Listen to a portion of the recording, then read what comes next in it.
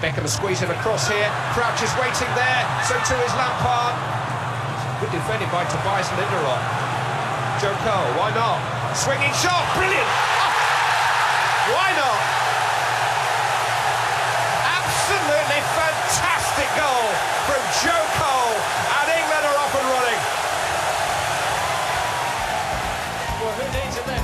Sim, começando agora mais uma edição do podcast do Armário da Bola, a nossa edição de número 9, tal qual Wayne Rooney na seleção inglesa na Copa do Mundo de 2006, nosso tema desse episódio.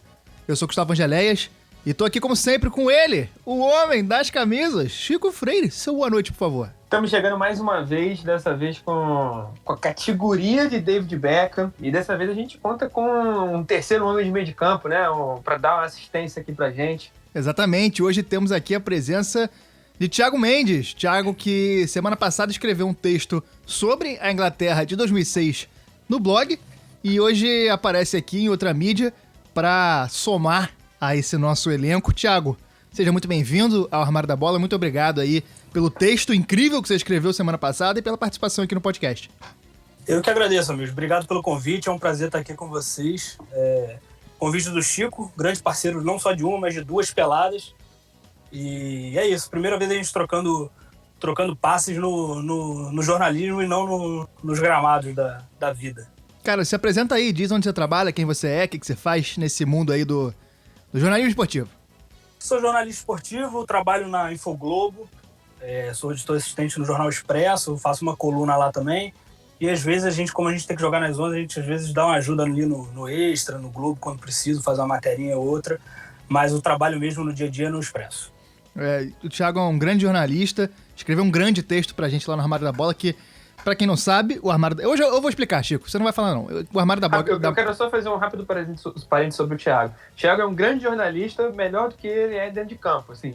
E no último programa... Todos nós, né? Um abraço, no último programa a gente mandou um abraço pra ele, falando que ele era o Jamie Vardy brasileiro. Isso aí é uma errata. Ele é o nosso Harry Kane, tanto fisicamente quanto dentro de campo. O Thiago, bota a bola no pé dele, é rede. Sou mais bonito que o Jamie Vardy que o Harry Kane, mas vamos lá. A controvérsia. O armariodabola.com é um blog que a gente passa pela história do futebol através das camisas e o Thiago se ofereceu para participar, ele prestou atenção no nosso projeto, se ofereceu para escrever um texto sobre essa Inglaterra, a gente achou o texto bom e resolveu transformar em podcast recorrente. Estamos em todas as redes sociais, menos no TikTok, estamos no Instagram, estamos no Twitter, estamos no Facebook, segue a gente lá, ajuda a gente a divulgar. A gente agradece... Armário da Bola. Arroba Armário da Bola, em tudo quanto é lugar. A gente queria agradecer muito os feedbacks do programa passado sobre São Paulo. A conversa depois do episódio foi muito maneira. A gente teve diversos comentários, muita gente vindo falar com a gente. Primeira vez que a gente fez um programa sobre um time brasileiro que não é o Flamengo, então a gente tava um pouco nervoso, um pouco tenso e ao mesmo tempo muito animado. E foi super legal ter esse bate-bola com a galera depois. E então é isso, a gente agora chama a vinheta. Eu sou obrigado a falar que esse programa aqui tá uma porra. Vidro de vidro? Vídeo. 100% atualizado. Sabia não? Não sei o que aconteceu. São Luís do Maranhão. Esses negros maravilhosos que saem tabelando, tocando. Começando aqui o programa, a gente tem a volta do momento Todo Mundo Erra. Todo mundo erra. Que no programa passado a gente cometeu alguns deslizes, já que todo mundo erra. A gente tem que corrigir as informações. A primeira foi um dibre que eu tomei do meu córtex pré-frontal, que é onde fica a memória. Cara, essas coisas que a gente lembra errado, porque eu lembrava claramente na minha cabeça de que o jogo de ida da Libertadores de 2008 entre São Paulo e Fluminense tinha sido com gol do Adriano no lance que eu descrevi mais pro final do programa. Mas isso não foi gol. O Adriano, de fato, disputou uma bola com o Roger caiu que nem um saco vazio, e ele tocou pro Hugo, e o Hugo, como não foi de cabeça, o Hugo chutou pra fora. E aí meu amigo Nepoprimo me corrigiu.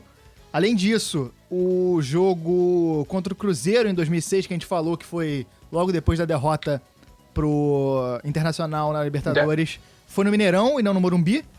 E o Jean não tava no título de 2006, ele tava em 2008, ele subiu da base depois. Aproveitar para agradecer ao pessoal que nos mandou essas recomendações aí, essas erratas, realmente pequenos deslizes que a gente cometeu. E agradecer a todo mundo que escutou, principalmente nossos amigos são paulinos que fizeram questão de ressaltar essas questões. A gente ficou um pouco ressabiado de fazer o primeiro programa sobre o time brasileiro, que não fosse o Flamengo. E a gente teve uma experiência muito legal, a gente teve um feedback muito legal dos nossos amigos são paulinos. E justamente por isso, né, a gente estava um pouquinho temeroso de cometer algum deslize, de nossa pesquisa acabar sendo um pouco incompleta, mas na verdade a gente teve um feedback super legal, super positivo. E muito obrigado aí a todo mundo que colaborou com a gente. No contexto histórico, como sempre, 2006 é o Ano Internacional dos Desertos e da Desertificação. Foi o ano de Rembrandt, em comemoração ao quadrucentésimo? Isso. Ao aniversário de 400 anos do nascimento do pintor holandês do século XVII. E foi também o ano de Ibsen, em comemoração ao 100º aniversário da morte de Henrik Ibsen, o dramaturgo norueguês, que brilhou no ano seguinte jogando pelo Flamengo. Dia 15 de janeiro, a chilena Michelle Bachelet se tornou a primeira mulher eleita presidente de um país sul-americano. Hoje em dia, ela é presidente do Alto Comissariado da ONU para os Direitos Humanos e foi uma das lideranças internacionais ofendidas pelo presidente Jair Bolsonaro nesse tempo de mandato. Eu diria um privilégio, né? É mais fácil a gente elencar quem não foi ofendido, né? Exatamente. O número com certeza é menor. Em 22 de janeiro, Evo Morales assumiu a presidência da Bolívia. Primeiro presidente indígena de um país majoritariamente indígena e foi reeleito até sofrer um golpe em 2019. Em 22 de janeiro, é eleito o presidente com o nome mais legal da história, presidente português Cavaco Silva. E eu só botei porque se o moço da edição não colocar "mandei meu cavaco chorar",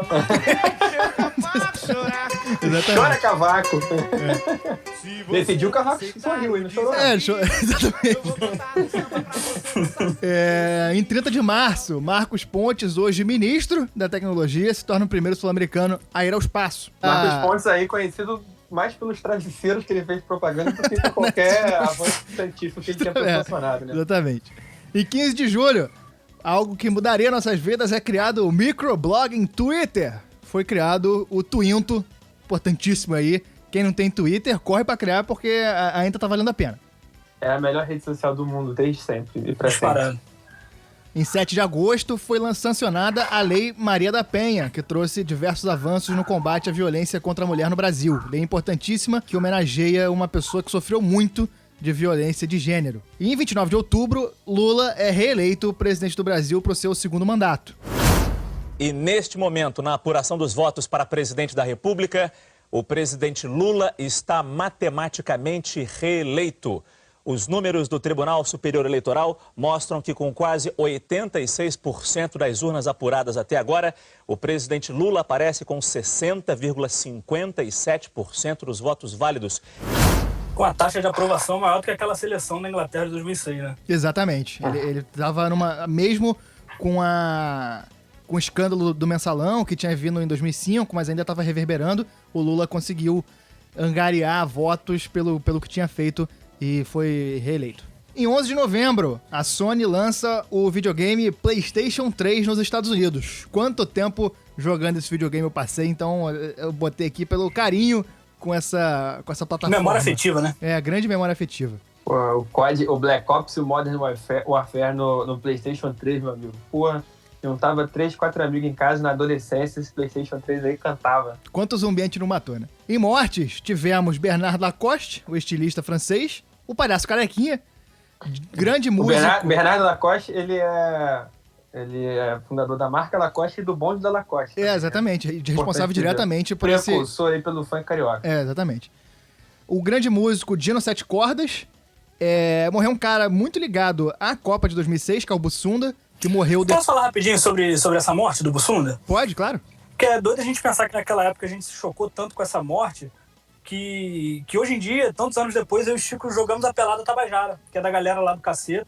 Começou lá atrás, foram chamando amigos, que chamaram amigos, e hoje acabou que a gente tá lá. Então eu queria aproveitar para mandar um abraço para eles, especial pro Hélio, que é o único dos Cacetas que ainda joga, grande artilheiro.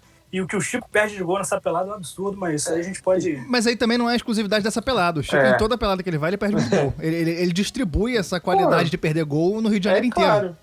Eu perco 50, lógico, eu perco 50, faço 10, mas fiz 10. Inclusive, quem me chamou pra pelada do caceta foi o Gustavo. Fui eu. Ah, boa. E o Bussunda morreu depois de jogar pelada, né? Era um grande peladeiro aí. E depois de jogar uma pelada, ele tava em condições físicas pouco privilegiadas, acabou sofrendo um infarto. Vamos mandar um abraço também para todos os nossos amigos aí da Pelada do Caceta, Toélio, Orlete, principalmente Joca, que é um grande ser humano também, Marton. Grande amigo. Grandes amigos. Grande pelada. Pelada maravilhosa que, assim que o coronavírus permitir, a gente volta a jogar. Morreu também em 2006, Syd Barrett, um dos membros originais do Pink Floyd. Morreu o ator brasileiro Raul Cortez, o músico brasileiro Moacir Santos, o Sivuca, também músico brasileiro.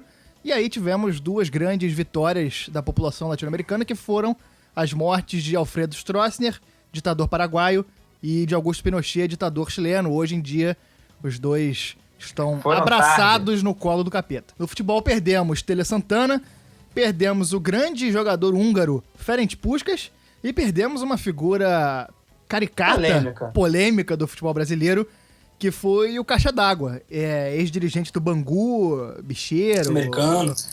Sei lá, é um cara difícil de se descrever e tem livros falando dele, é um cara muito presente no futebol brasileiro e que tem suas histórias boas. Quem não conhece, vale a pena pesquisar sobre a história do Caixa d'Água. E também, antes da gente partir pro programa, tem duas recomendações de série aí que o Thiago queria fazer pra servir como bibliografia aqui, filmografia pra esse programa, pra acrescentar. Diga aí, Thiago. Cara, tem duas séries legais que a Netflix lançou recentemente.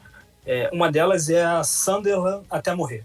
É uma série que eu acho fantástica, porque mostra os bastidores do Sunderland, um time tradicionalíssimo de uma cidade pequena do nordeste da Inglaterra.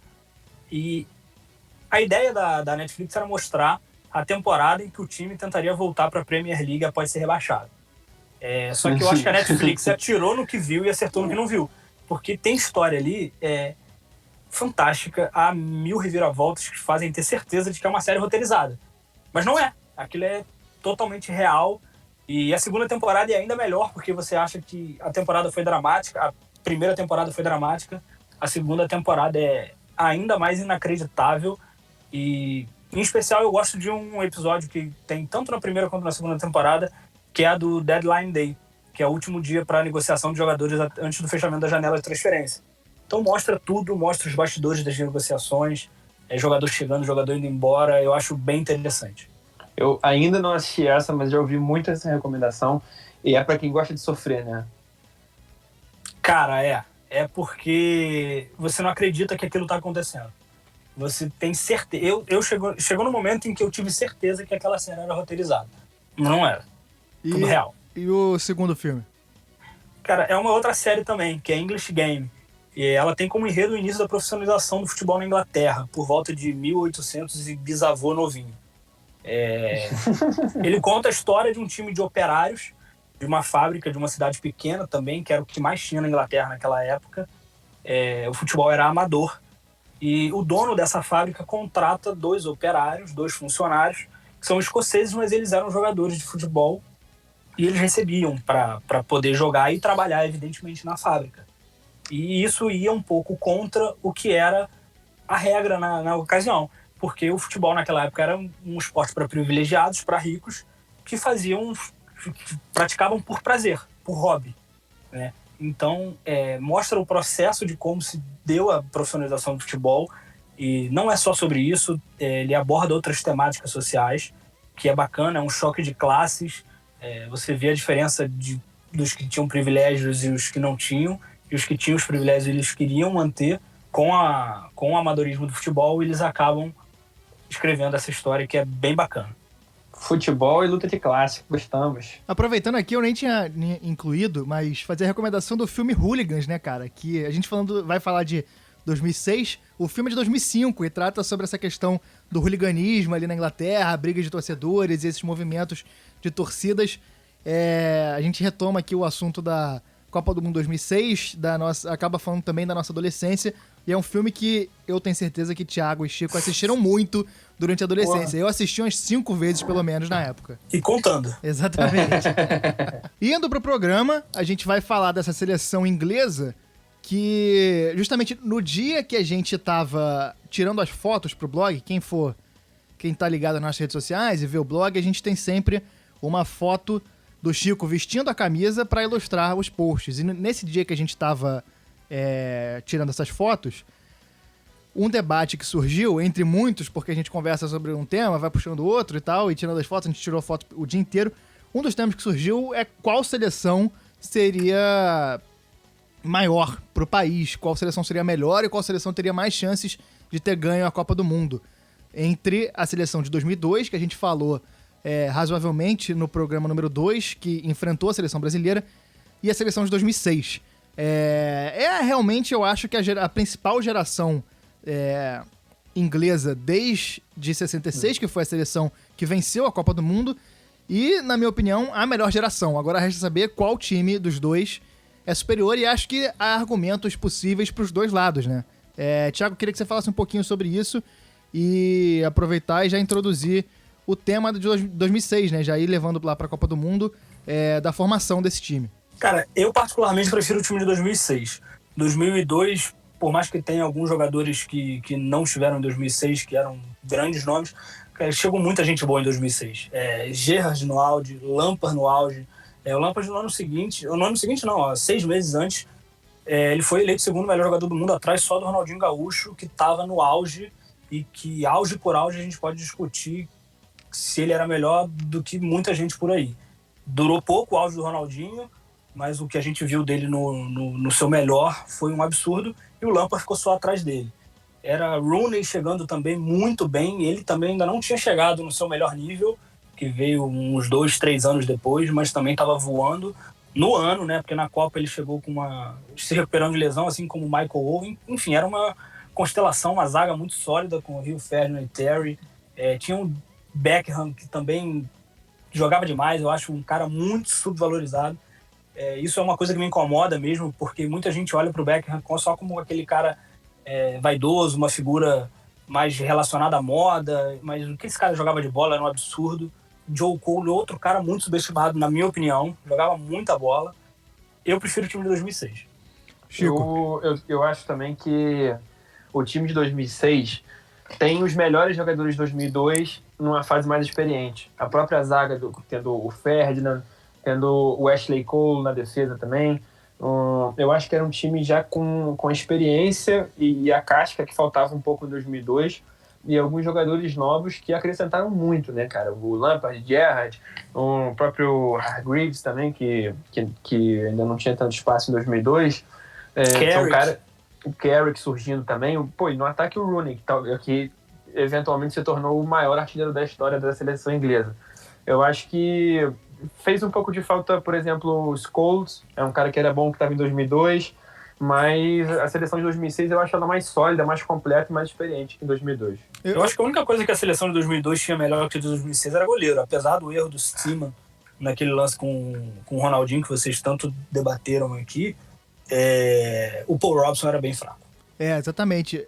O técnico era o mesmo, o sueco Sven-Göran Eriksson, e a lista de convocados dele para essa Copa foi Paul Robinson, David James e Robert Green, eram os goleiros, nesse problema histórico da Inglaterra com goleiros.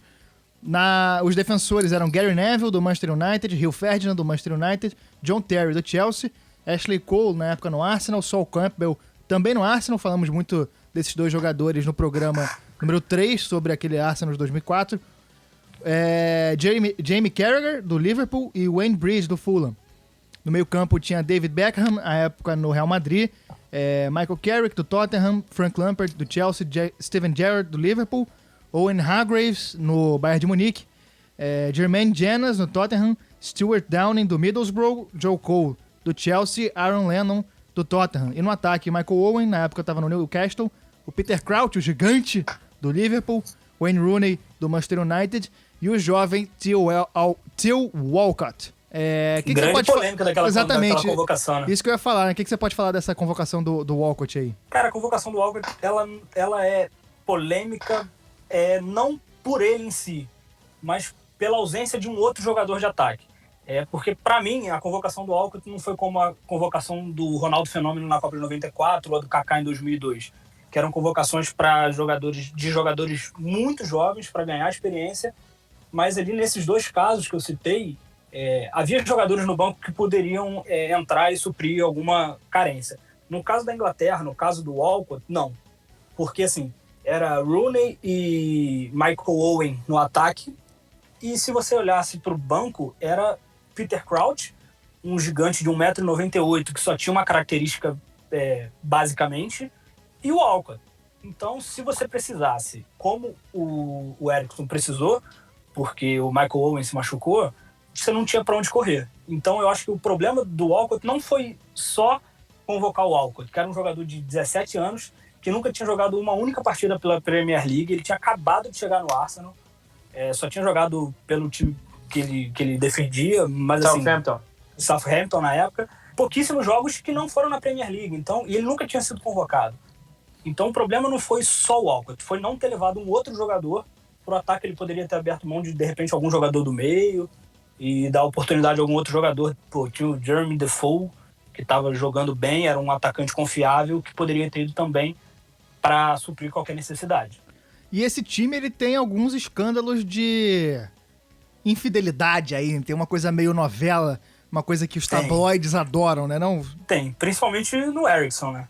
Ele era um técnico que, assim, na Inglaterra tinha certa desconfiança, primeiro porque era o primeiro técnico estrangeiro a comandar a seleção, e aí a galera já meio que tinha um pé atrás, né? E ele tinha alguns escândalos de traição, e um deles, o mais famoso, foi com uma secretária da Federação Inglesa, que ela vendeu essa história, esse caso extraconjugal para os jornais na época por milhares de libras. Primeiro a federação negou, mas depois acabou voltando atrás e admitiu que tinha havido esse caso, e também revelou que ela tinha tido um caso com um diretor, ou seja, uma pessoa acima do Eriksen. E tem uma outra história que eu acho sensacional, de quando alguns jornalistas se fizeram passar por sheiks árabes, se disseram os novos donos de um dos clubes, se não me engano era o Aston Villa na época, e eles conseguiram arrancar meio que uma confissão do Eriksen que ele abandonaria a seleção para assumir esse time se houvesse um investimento grande de fato. O Eriksen, eu li recentemente um livro que fala sobre que é o seguinte, é um jornalista irlandês que foi morar na Itália e ele foi cobrir esporte, foi cobrir futebol italiano. E ele conta, entre 1000 histórias do futebol italiano, dos anos 90, dos anos 80, ele conta a relação dele com o Eriksen, porque antes de ir para a seleção inglesa, ele treinou a Roma, treinou a Lazio, treinou a Sampdoria, teve muito sucesso no futebol italiano, e foi por causa desse sucesso que ele foi parar na seleção inglesa. E esse jornalista, ele conta exatamente assim, ele fala, cara, eu tentei conversar com o Eriksen em algumas coletivas, tentei avisar para ele o que ele estava prestes a enfrentar, porque a imprensa inglesa, a mídia inglesa, não é fácil, não é para qualquer um. É muito corneteira, né? Não, e muito sem escrúpulos, né? Também tem isso. Sim. Tem sem limite.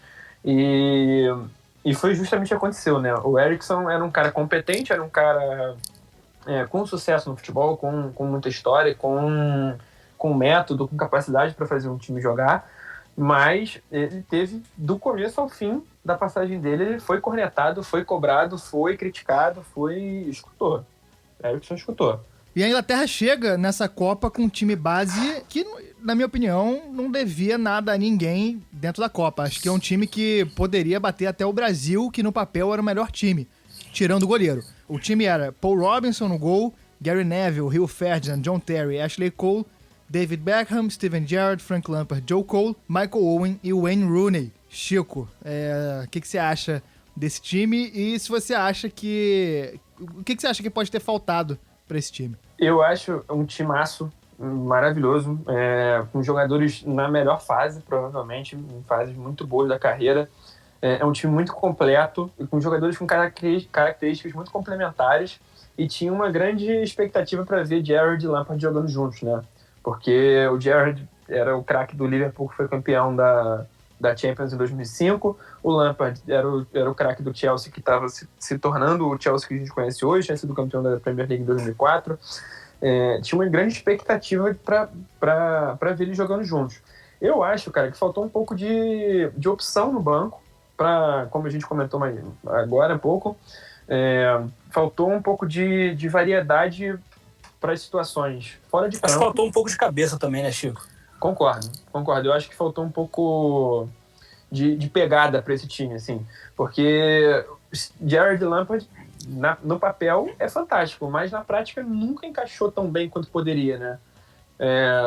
Foi uma dupla que ficou um pouco devendo com a seleção, com a camisa da seleção inglesa. Apesar de fazerem coisas maravilhosas nos clubes, eu acho que ficaram devendo um pouco. Thiago, como é que esse time chega à Alemanha em 2006? Cara, o pré-copa da Inglaterra é um pouco confuso, porque era meio que uma incerteza, né? Porque chegava Rooney se recuperando de lesão, Michael Owen se recuperando de lesão. Então, cai de novo naquele problema da convocação. Eles fizeram alguns amistosos, foram até bem, mas a fase de grupo serviu muito para esse time meio que se entrosar. Não era brilhante, mas era ok, era seguro, fazia o feijão com arroz, mas o pré-copa foi com essa tensão de como vai ser quando começar a Copa, né? Como que esses caras vão estar fisicamente. Fazendo a pesquisa aqui para esse episódio de hoje, eu vi aqui que o Rooney chegou a ir para a Alemanha machucado, ali vendo como é que ia ser a situação. Ele chegou a pegar um jato de volta para Manchester, onde ele morava, para fazer exames lá, raio-x e não sei o que, né? E aí ele foi liberado e voltou para a Alemanha.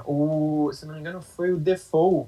Sim, ele foi para preparação. Chegou a viajar, ele foi para preparação, exatamente. E aí, caso o Rooney não fosse liberado, tinha o Defoe ali de carta na manga. Só que acabou, treinou e voltou para Inglaterra. E a estreia da Inglaterra na Copa foi contra o Paraguai, né? Com um gol contra de um cara muito conhecido aqui pelo Brasil, que foi o Gamarra. Lampard foi o homem da partida. O que dá pra falar desse jogo? Muito na conta do chá, né? Tem o peso da estreia, que isso é muito falado, mas é aquilo de entender como que o time pode render, o que pode render, como vai jogar. Foi meio que um feijão com arroz ali bem feito, não passou muito susto, por mais que tenha sido 1-0 com gol contra. Em nenhum momento pareceu que a Inglaterra que tinha tanto risco assim naquele jogo.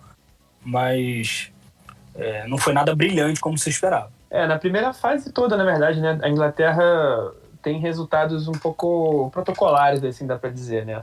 Porque, enfim, além da vitória por 1-0 sobre o Paraguai, logo depois pegou Trinidad e Tobago, que é uma nação, convenhamos, de limitada tradição no futebol. Era a primeira né? Copa de Trinidad e Tobago. Exatamente. E eu adorava a seleção de Trinidad e Tobago no álbum. Era uma das que eu mais queria completar porque eu achava o nome sonoro. Na época eu era moleque. Um rápido comentário aqui.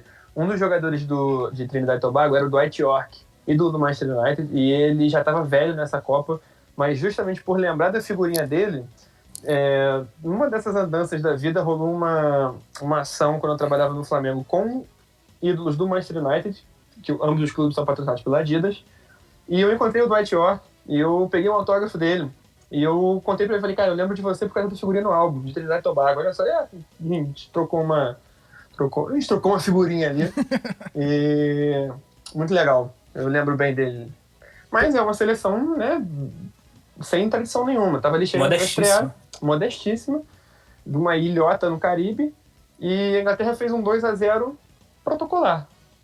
Com Beckham sendo eleito o homem da partida, mas, assim, teoricamente podia mais contra a seleção de Trinidad e Tobago, né, Thiago? Sim, era pra ter, assim, a expectativa era de uma grande goleada, mas 3 pontos garantidos ali, como diria os jogadores, fizemos o que o professor pediu e vambora. Garantiu a classificação ali e chegou pro terceiro jogo precisando só empatar para fugir da Alemanha, que era anfitriã, para garantir o primeiro lugar do grupo contra a Suécia e assim foi. E chegou para essa partida contra a Suécia, que tem um dos gols mais bonitos da história das Copas, que é o nosso gol de abertura, gol do Joe Cole. É desses lances que...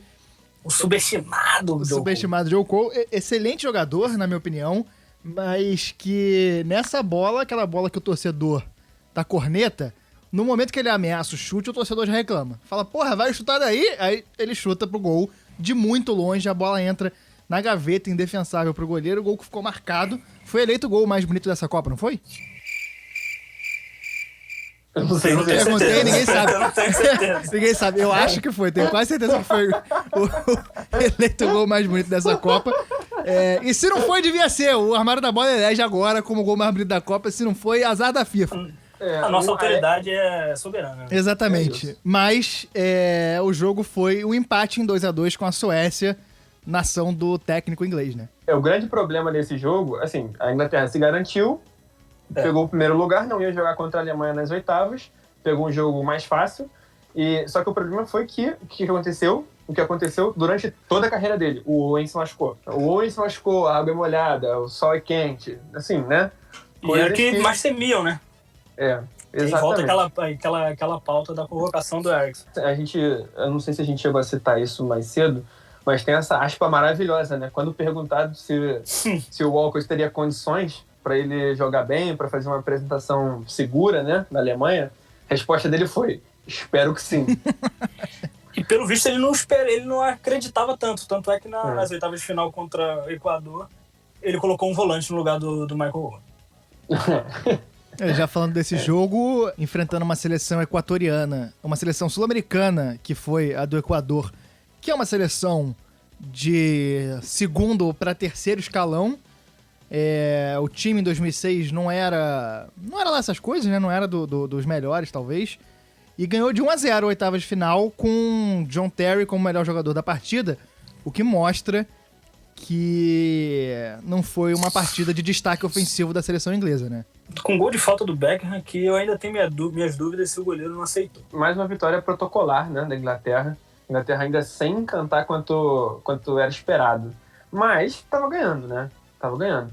E a parte mais dolorosa, mais curiosa, talvez, não sei como é a melhor forma de colocar, é que contra o adversário mais forte, no jogo mais importante, a Inglaterra fez a sua melhor exibição e, né, aquela velha maldição, aquele velho... Chegamos às quartas? Chegamos às quartas de final contra Portugal. Antes de falar da partida, tem que dizer, contar a história dessa seleção inglesa sobre a maldição dos pênaltis. Porque, assim, é uma questão que, assim, o futebol é o esporte bretão, o esporte criado na Inglaterra e o esporte que eles amam tanto quanto qualquer outra nação.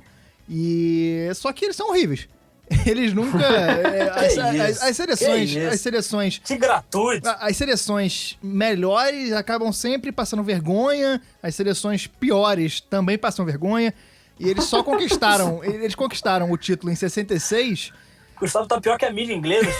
Chegou em 66 com uma... podcast do The Sun agora. Complexo de vira-latas. Chegou em 66, ganhou a Copa de 66 com uma certa ajudinha da arbitragem, mas era uma seleção muito boa. Teve seleções boas de fato, mas acaba que nas Copas do Mundo sempre tem problemas. E tem a questão da maldição dos pênaltis, né, Thiago? O que você pode falar dessa maldição pra gente?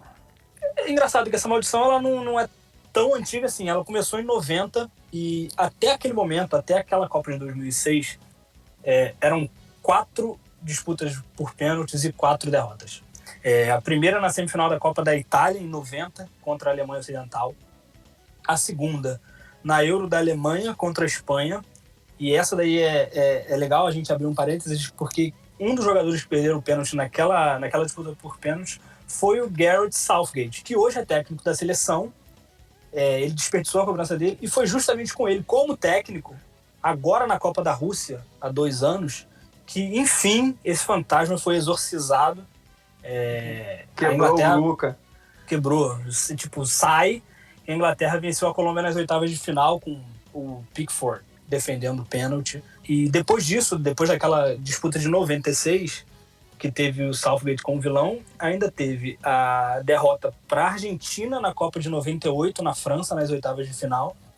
E o que é mais curioso não, mas assim, que deixa a gente instigado, foi que 2 anos antes, nas quartas de final da Eurocopa de Portugal, o time perdeu para Portugal, que era justamente quem eles enfrentariam. Portugal de Filipão, que tinha Figo, Cristiano Ronaldo, Deco. Deco não jogou esse jogo de 2006 porque estava suspenso. Ele tinha sido suspenso por causa daquela guerra contra a Holanda, não foi? Foi um dos Batalha jogos de mais Nuremberg. violentos da história das Copas do Mundo. Nas oitavas tinha tido a partida entre Portugal e Holanda. Eu lembro muito que a Holanda jogou com aquele uniforme branco, com uma listra laranja e uma listra azul, já que a gente é o armário da bola. Essa camisa linda da seleção holandesa. E foi uma porradaria, né? Teve 38 expulsos, 17 presos, 15 processados criminalmente e acabou que a Portugal de Filipão conseguiu passar entre mortos e feridos. O jogo ficou conhecido como a Batalha de Nuremberg, meu amigo. Não é brincadeira, não. Foi uma porradaria, estancou esse dia. Pra alguma coisa impressionar Nuremberg é que tem que ser brabo, aquela cidade viu muita coisa. E o time de Portugal, também o melhor time da seleção desde a década de 60, né? Aqui em 66. Desde 66, que eles se enfrentaram, 66, Inglaterra e exatamente. Portugal. Aquele time de Eusébio, grande jogador português, só foi superado por esse time da Inglaterra, que são duas gerações aí de 40 anos. E o timaço de Portugal, né? O Thiago já falou aí, tinha Deco, que acabou não jogando, mas estava na seleção, tinha Cristiano Ronaldo no começo, Pauleta, Figo jogava demais. Era uma seleção muito boa, então foi um confronto desses gigantescos que a gente adora ver em Copa do Mundo. Mas foi 0-0, né? Apesar do jogo ter sido bom. Eu acho que aí entra o que eu falei lá atrás, da cabeça, que faltou pra Inglaterra. Porque aí, nesse jogo que a gente começa a ver que todos esses problemas que a gente citou até aqui, eles realmente fizeram a diferença, sabe? Primeiro, o lance da convocação, que a gente citou do Eriksen, não ter convocado um outro atacante, que obrigou ele a escalar, eu acho que foi o Hargreaves, que foi o titular, e deixou só o Rooney na frente. Então o Rooney ele passou o jogo inteiro muito incomodado. Ele estava muito isolado na frente, e isso fez diferença, porque ele sentiu. E ele perdeu a paciência. E com 15 minutos do segundo tempo, foi quando ele foi expulso num lance bobo, no meio de campo, assim, uma jogada boba, que ele deu um pisão no zagueiro português. Se eu não me engano, era o Ricardo Carvalho, né, do Chelsea. Ele mesmo. E foi expulso infantilmente, sem ter a cartão amarelo. Então, passar o resto do jogo com um jogador a menos e esse jogador sendo o Rooney, você já não tinha Michael Owen na frente. Então você não tinha mais ninguém para jogar no ataque. Era ou Peter Crouch ou o Alcott, de 17 anos, que nunca tinha feito uma partida na Premier League. Simplesmente não dá pra botar um moleque de 17 anos numa quarta de final de Copa do Mundo assim, né? Não tem como, não vai ter como. Não dá. Só se for Pelé, sei lá. Isso evoca um pouco o trauma, né, da Inglaterra de 98, porque na época teve a expulsão do Beckham, e a expulsão do Beckham contra a Argentina foi tema da mídia inglesa pesado. O Beckham sofreu um bombardeio também por ter sido expulso. O que aconteceu com o Rooney também nessa ocasião. E aí já tinha esse elemento do trauma, né, de 8 anos antes. O pessoal já via esse filme antes. Putz. Então, é uma questão realmente... Eu concordo contigo, Thiago. Até coloquei aqui na pauta pra gente... Botei essa questão, né? Faltou pegada, faltou concentração, faltou espiritual ali, né? Um psicológico, um psíquico pra Inglaterra. A minha impressão é essa. Faltou um poder de decisão, uma vontade de enfiar a faca e rodar mesmo, né? Como a gente costuma dizer. E como se isso tudo não fosse suficiente, o time ainda perdeu o Beckham machucado nesse jogo. E essa história da expulsão do Rooney tem uma questão curiosa também, né? Briga na TL, né? Foi treta caseira ali. Foi torta de climão. Foi uma torta de climão porque o Rooney ele só foi expulso depois que o árbitro argentino, Horácio Elizondo, ele foi pressionado por quem? Cristiano Ronaldo, que era companheiro do Rooney no Manchester United. O Rooney era a grande estrela daquele Manchester United, o Cristiano Ronaldo ainda não tinha assumido um protagonismo capaz de superar o Rooney naquele momento, e rolou briga. Há quem diga, e esse há quem diga é o jornal The Sun, que o Rooney, segundo as palavras do jornal, queria partir o Cristiano Ronaldo em dois, por ele ter pressionado e ido cobrar o cartão vermelho. E, meu irmão, se o Rooney parte pra cima do Cristiano Ronaldo, o bicho não aguenta não, mano. O Rooney não dá, é o Shrek. É estivador do Porto, bicho. Já desceu o cacete no Cristiano Ronaldo. Mais recentemente, o Rooney deu uma entrevista, falou que perdoou o Cristiano Ronaldo, tentou botar uns panos quentes em cima dessa confusão, mas o fato é que fez total diferença e eu não queria estar na pele de Alex Ferguson para contornar esse clima nada leve no Não, mas aí é do fácil. vestiário. O Alex Ferguson é a pessoa pra acabar com isso, né? Ele é o cara que chegou, deu uma sapatada ali, botou o pau na mesa e falou assim, aí, na moral, vocês vão ficar nessa mesmo? Vocês vão fazer isso? Aí eu queria ver o Rooney e o Cristiano Ronaldo baterem de frente com o Ferguson. Aí não tem como. Não, inclusive, o jornal The Sun relatou que foi com esses termos que o Alex Ferguson falou, em português, e todo mundo entendeu na hora, com esse sotaque Foi. carioca. Foi exatamente assim que ele Com a falou. voz do Chico. É, exatamente. E Ele me ligou antes de fazer esse discurso. Ele mandou um zap na época. É, exatamente. E acaba MSN. MSN, exatamente. Mandou no Orkut, na comunidade que eles faziam parte. É. Eu odeio acordar cedo da comunidade, inclusive. E acabou que, com esse peso todo na partida, 40 anos de história dos dois lados, seleções gigantescas, a grande esperança de duas nações, 0-0 na partida. Vamos pros pênaltis. Essa é outra história muito louca. Porque, assim, você já não tinha Rooney expulso, Michael Owen machucado e Beckham machucado também e saiu no próprio jogo. Cara, em quem você vai confiar? É Lampard e Gerrard. E aí a história conta... Chico, por favor, vai você, porque eu não tenho estrutura para lembrar desse momento. Eu quero fazer um comentário pertinente sobre essa disputa de pênalti, porque, como eu disse no programa passado, eu gostaria de renovar aqui, gostaria de dizer mais uma vez, porque isso não é uma teoria, isso é um fato. Existem 3 tipos de jogador que jamais devem ser escalados para bater um pênalti, porque a chance deles errarem é sempre maior, que é o jogador canhoto, o jogador zagueiro ou o jogador argentino. E o que aconteceu nessa disputa de pênalti? Do lado de Portugal, Hugo Viana, canhoto, bateu na trave, e o Petit, por acaso, um meio-campo destro, perdeu também. Apesar de não ter nenhum argentino, né, pra errar. Foi culpa do juiz. O juiz juiz, argentino contaminou. Isso, é verdade, pode ser. E o zagueiro, Carragher, perdeu pra Inglaterra. Então já temos um canhoto e um zagueiro, na impossibilidade de ter um argentino cobrando. Só que o problema é que pra Inglaterra, isso aí muita gente fala também, eu não tenho dados pra afirmar, mas que geralmente o craque do time perde, né? Não é científico, né?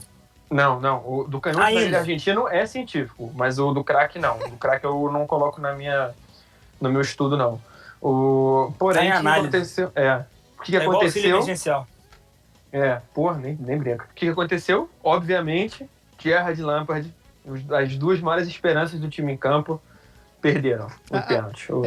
A regra preconiza, a regra do futebol, ela preconiza que você coloca... Preconiza? Você coloca... Meu nome é Aurélio hoje.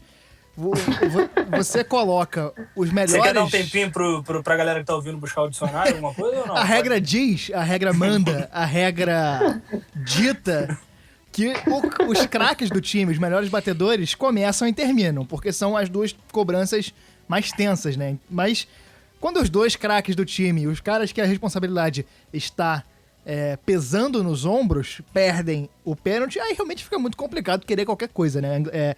Gerrard e Lampard perdendo pênaltis, se classificasse, seria uma injustiça do destino. E brilhou o Ricardo, né? Goleiro português. Voou naquela cobrança, naquela disputa por pênaltis e foi fundamental também. Eu lembro que nessa época, até pouco tempo antes, era o Vitor Bahia, que era um grande ídolo do futebol português, né? O Ricardo meio que herdou essa vaga dele e ali ele se consagrou, né? Foi nessa Copa de 2006 que ele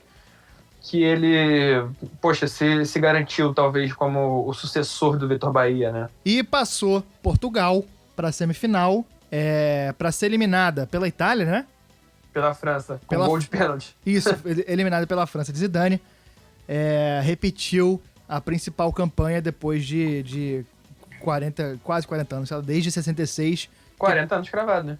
40 anos cravado, realmente. Aí você vê a minha dificuldade em lidar com números. Portugal de Filipão, que era um time realmente muito bom e acabou... E reafirmou ali também uma freguesia do Eriksson com o Filipão. Em 3 jogos grandes, né, entre Copa do Mundo e Euro, 3 vitórias do Filipão. A primeira foi o Filipão pelo Brasil em 2002 e as outras 2 com Portugal, na Euro de 2004 e nessa ocasião. Freguesaço. E a Inglaterra, eliminada mais uma vez pelo caminho, não conseguiu fazer uma campanha que se esperava e acabou depois, nas Copas seguintes, de 2010 e 2014, não conseguindo nada, né? Em 2010 não conseguiu, em 2014 foi eliminada na primeira fase, Perdeu pra Costa Rica, não foi? 2010 passou na Bacia das Almas, tomou um vario nas oitavas, teve aquele frangaço do Green, mais uma vez problema com o goleiro. Em 2014 ficou no caminho para Costa Rica. Aquele grupo da morte que a Costa Rica ia ser o saco de pancada, ceifou geral. O grupo era Costa Rica, Itália, Inglaterra Uruguai. E Uruguai passou Uruguai e Costa Rica. E acaba que...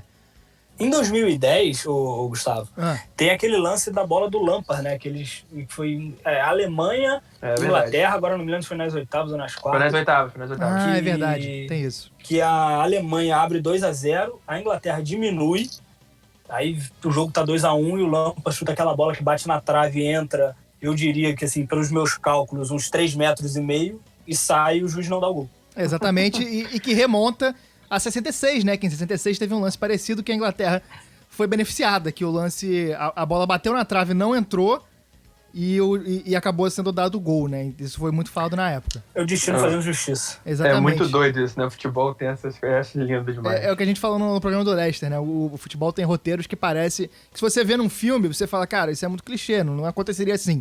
Só que a diferença entre a ficção e a realidade é que a realidade não precisa fazer sentido, né? E acabou que, depois desse período de 2 Copas com dificuldade na Inglaterra, a Copa de 2018 veio com uma certa esperança, né? Um time que chegou à semifinal depois de muitos e muitos anos e com uma geração que acaba pegando os espólios do grande investimento do futebol inglês, do investimento milionário e da evolução da Premier League, e que daqui pra frente, para as próximas Copas do Mundo, tudo dando certo, teremos Copa do Mundo em 2022, dá uma certa esperança de um projeto duradouro e que possa alçar grandes voos com essa seleção e talvez, quem sabe, quebrar essa maldição da seleção inglesa, né? Sobre 2018 eu tenho uma coisa muito breve a dizer. It's coming home, it's coming home, it's coming, football's coming home. O que eu cantei essa música em 2018, meu amigo? Agora Pelo explica, amor né? de Deus. Não, porque tem esse meme em inglês desde os anos 80, 90, que a Inglaterra tinha um time forte com o Gary Lineker, e aí eles lançaram essa música, que é uma música meio ridícula, assim, né? Falando Football's coming home. Tipo, vamos ser campeões e o futebol tá voltando pra casa. O futebol tá meio perdido por aí, nunca achou o caminho de casa. Saiu pra comprar cigarro e nunca voltou. Aí a Inglaterra sempre foi meio que uma piada, meio irônica, assim, né? E aí justamente no time menos desacreditado, o time mais fraco da Inglaterra nas últimas Copas do Mundo, que foi em 2018, a Inglaterra fez uma campanha maravilhosa, chegou na semifinal ganhando jogos incríveis, fazendo mas ficou com gostinho de quero boas. mais. Ficou com gostinho de quero mais, porque dava pra chegar na final. Aquele time abriu 1-0 contra a Croácia, com gol de falta do Trippier.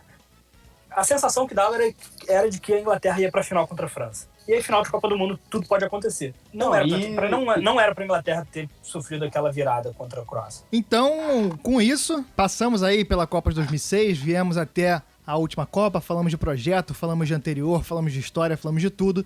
Chegamos ao final dessa 9ª edição do podcast do Armário da Bola. Thiago, a gente queria agradecer demais sua presença, brilhantou o blog com texto e agora brilhantou esse podcast com muito conhecimento. Fala aí, cara, se você tiver um projeto que você queira divulgar, fala da tua coluna lá no Expresso, o palco é teu. Não, que eu queria agradecer essa oportunidade, esse bate-papo foi muito legal, relembrar aquela seleção, uma seleção que eu torci, que eu gostava e que eu acompanhei muito de perto. Quer dizer, de perto, só que a distância, evidentemente. Foi legal, gostei muito de bater esse papo com vocês. É uma seleção que realmente poderia ter bem mais além do que foi. Chico, seu destaque final. Foi um prazer enorme falar aqui sobre essa seleção, que é um dos grandes times que poderiam ter sido, né, do nosso século.